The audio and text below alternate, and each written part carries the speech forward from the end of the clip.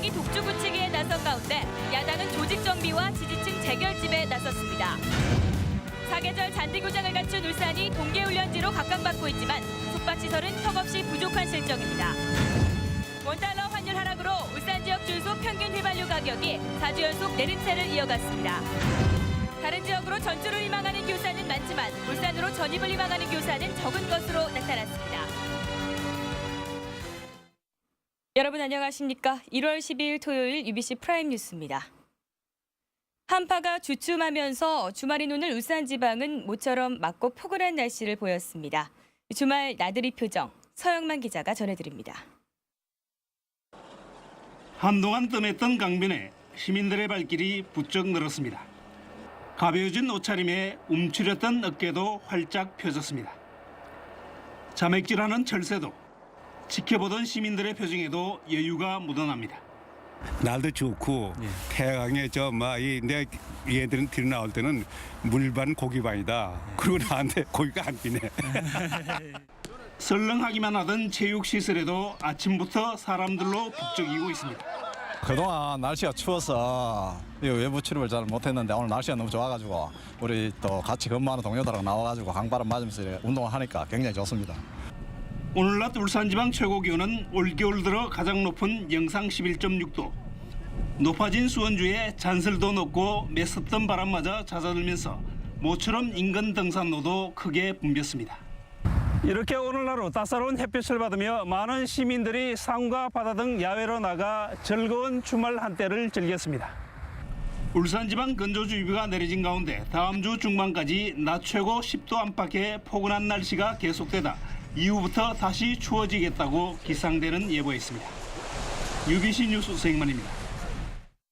새해 정가는 새누리당이 총선과 대선 승리를 바탕으로 독주 체제로 시작했습니다.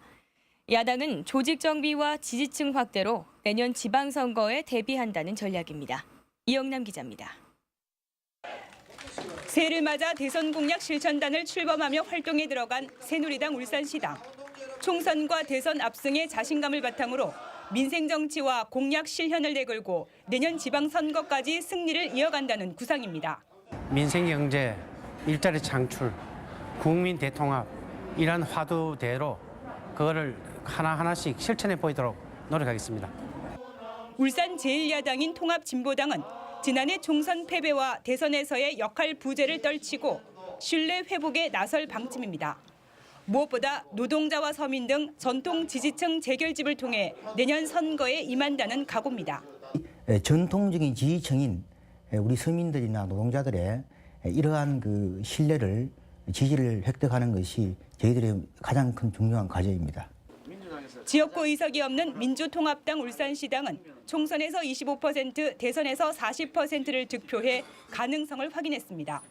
민생 정치와 인재 발굴로 차기 지방선거에서는 제도권에 진입한다는 전략입니다. 서민들과 함께 호흡하고 서민들의 아픔을 어루만질 필요가 있다고 생각하고요. 후보자를 많이 발굴해서 의미 있는 전전을 이루는 것이 중요하다고 생각을 합니다. 통합진보당에서 갈라져 나온 진보정의당은 노동진영과 사회단체로 외연을 확대해 재창당을 준비하고 있습니다. 지역 주요 정당들은 올해는 선거가 없는 만큼 민생 정치를 내세우고 내년 지방선거전에 대비해 조직 정비에 박차를 가할 예정입니다. UBC 뉴스 이영남입니다. 전국의 72개 축구팀이 지금 울산에서 전지훈련을 하고 있습니다. 따뜻한 기후, 사계절 잔디구장의 심판 지원까지 축구 인프라가 잘 갖춰졌기 때문인데 숙소는 풀어야 할 과제입니다. 이다루 기자가 취재했습니다. 북구의 강동축구장. 프로축구 성남 1화와 성균관대 축구 선수들이 경기에 한창입니다. 고등학교와 대학교, 실업팀과 프로축구팀까지 울산에서 전지훈련을 하는 팀들이 모두 모여 시합을 하며 실전 기술을 익힙니다. 선수 부모와 열렬 팬들도 함께 찾았습니다. 울산의 전지훈련을 온 축구팀은 초등부 22개 팀, 중등부 17개 팀을 비롯해 무려 72개 팀에 이릅니다. 따뜻한 기후에다 인조 잔디구장 등 축구 인프라가 잘 갖춰졌기 때문입니다. 저희가 훈련을 하기 위한 환경 조성들 잘 돼 있는 거, 특히나 이 잔디구장들 그래서 산재대에 있어서 저희가 이제 필요할 때 아무 어려움 없이 훈련에 임할 수 있는 조건들이 참. 지역에 등록된 축구 심판이 400명이나 돼 시합을 할 때 심판을 구하기도 쉽습니다. 이들 축구팀들이 체류하는 동안 사용하는 예산은 한 개 팀당 2, 3천만 원에 이르러 울산에서 거둬들이는 경제적 효과는 수십억 원에 이를 것으로 추정됩니다. 숙소는 풀어야 할 과제입니다. 축구장과 멀어 접근성이 떨어지는 데다 그나마 모텔이 대부분이기 때문입니다. 모텔 같은 경우에 장기로 뭐 빌리려고 하니까 잘 임대가 안 되다 보니까 지금 그런 어려움들이 많습니다. 그래서 앞으로 유소 호스텔 같은 게 많이 들어섰으면. 숙소 문제만 개선된다면 울산은 전국적인 전지훈련의 메카로 거듭날 전망입니다. UBC 뉴스 이다루입니다. 울산 지역 주유소의 평균 휘발유 가격과 차량용 경유 가격이 4주 연속 내림세를 이어갔습니다.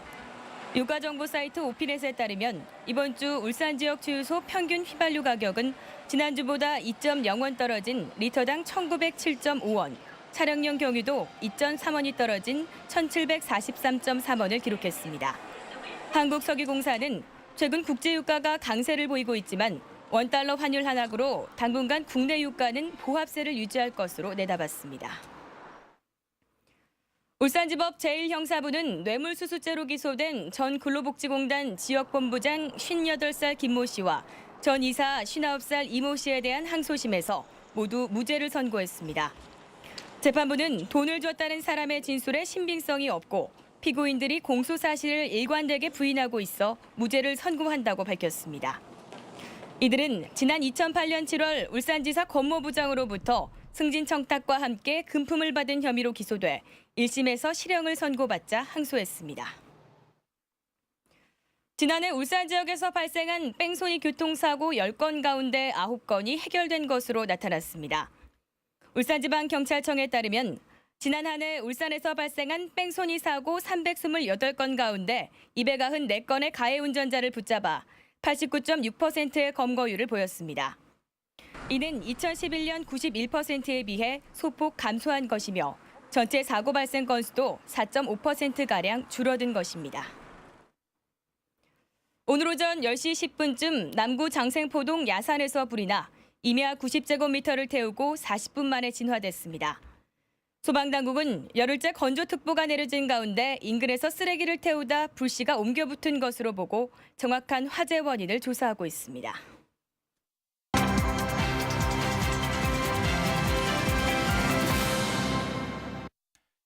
현대자동차 노사가 밤샘 근무를 없애는 주간 연속 2교대 근무제 시범 운영에 들어갔습니다. 46년 만에 국내 자동차 업계 최초로 비효율적인 밤샘 근무를 없앤다는 점에서 의미가 큽니다. 현대자동차 노사는 시범 운영에서 나타난 문제점을 보완해 오는 3월 전면 시행에 들어갈 계획입니다. 일단 출발은 괜찮아 보입니다. 1시간 빨라진 출근과 대낮에 퇴근하는 모습이 근로자들 스스로도 낯설지만 대체로 만족하는 분위기입니다.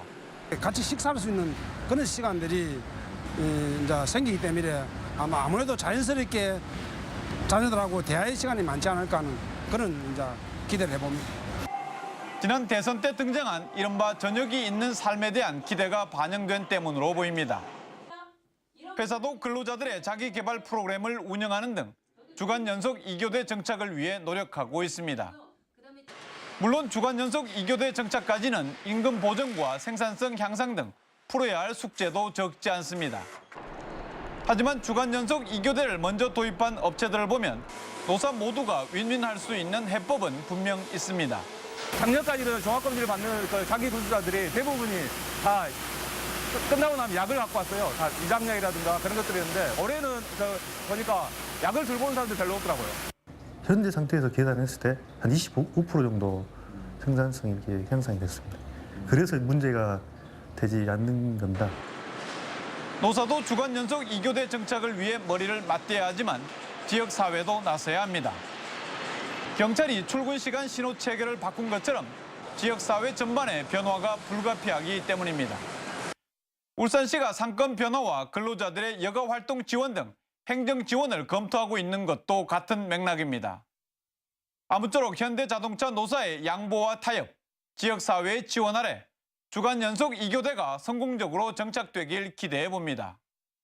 데스크 리포트 송영섭입니다.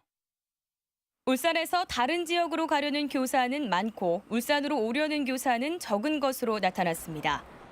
울산시 교육청은 지난해 다른 지역으로 전출을 희망한 교사 311명 가운데 23.5%인 73명만이 전출했다고 밝혔습니다. 울산시 교육청은 맞벌이와 부모 봉양 등의 이유로 전출 희망자는 많았지만 막교환 대상인 전입 희망자가 적어 전출 성사 비율이 낮았다고 밝혔습니다. 울산 지역 4개 학교가 2012년 인성교육 실천 우수학교로 선정돼 교육과학기술부 장관 표창을 받았습니다. 에너지고는 인성교육을 강화한 프로젝트가 학교폭력 예방 대책으로 평가돼 수상에 영예를 안았고 영화초등학교와 삼정초등학교 그리고 상안초등학교도 언어습관 개선과 자기존중 인성 프로그램으로 좋은 평가를 받았습니다. 프로축구 울산 현대의 고공폭격기 김신욱이 잉글랜드 프리미어리그 에버튼에 관심을 받고 있습니다. 영국 데일리 메일은 인터넷판을 통해 겨울 이적 시장을 맞은 에버튼이 울산 현대에서 뛰고 있는 196cm의 장신 스트라이커 김신욱을 간절히 원하고 있다고 보도했습니다. 에버튼은 프리미어리그 21라운드를 마친 현재 첼시에 이어 리그 5위를 달리고 있습니다. 이용객 부족으로 잠정 폐쇄됐던 울주군 서생면 송정항 앞바다의 유료바다 낚시터가 낚시 레저 체험장으로 거듭납니다. 울주군은 시설 재활용을 위해 유료 낚시터를 가족형 낚시 레저 체험장으로 전환한다고 밝히고 상반기 중에 싼 값에 누구나 낚시를 즐길 수 있는 가두리형 낚시터로 재개장할 방침이라고 밝혔습니다. 바다 낚시터는 울주군이 2009년 9억 원의 예산을 들여 조성했으나 이용객이 없어 지난 2011년 폐쇄된 이후 사실상 방치되었습니다. 현대자동차 툴링센터 승진자 24명이 승진 회식비로 쓰려던 240만 원을 무료급식소에 전달했습니다. 이들은 또 무료급식소를 찾은 거동이 불편한 어르신들을 위해 배식을 돕고 식사 후에는 떡국용 떡을 선물했습니다. 끝으로 날씨입니다. 건조경보가 내려진 울산 지방, 내일은 기압골의 영향으로 구름 많다가 오후부터 차차 흐려지겠습니다. 울산의 내일 아침 최저기온은 영하 2도, 낮 최고기온은 9도로 오늘보다 조금 높겠습니다. 바다의 물결은 남해 동부와 동해 남부 전해상에서 0.5에서 2m로 먼바다에서 약간 높게 일겠습니다. 다음은 주간 날씨입니다. 울산 지방 다음 한 주간은 고기압의 영향으로 대체로 맑은 날이 이어지겠습니다. 기온은 평년과 비슷하다가 중반 이후에는 조금 낮겠습니다.